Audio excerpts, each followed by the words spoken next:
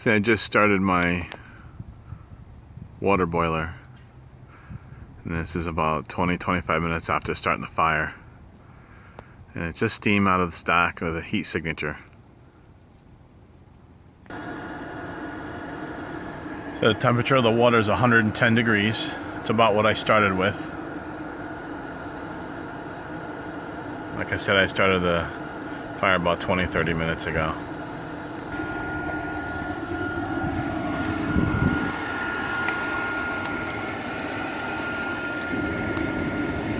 And here you can see I have fire brick on the bottom, the sides, and the top.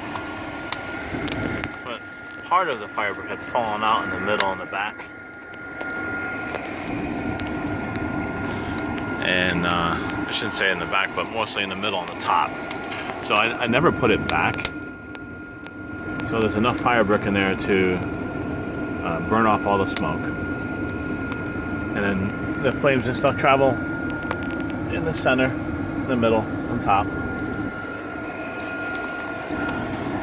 making direct contact with the tank. No smoke, no creosote. Nice clean burning fire, just like a normal wood stove. Still using the diverter plate in the front here, so small holes on the bottom, so it feeds the fire from the bottom.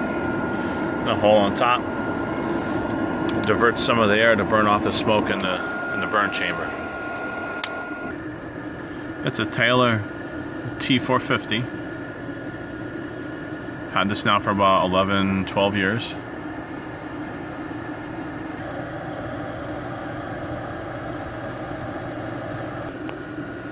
If you're having smoke issues, that's because your firebox is in direct contact with the water tank. It absorbs most of the heat from the fire produced from your wood, and it's unable to burn off the smoke.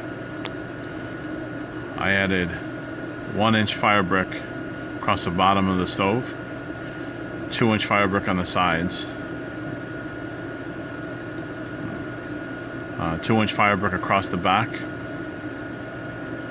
and then the top I have angle iron to support 1-inch fire brick because it's a little lighter across the rear and the front of the ceiling of the firebox. The whole center is left wide open. This allows the wood to gasify, and all the smoke is able to burn off.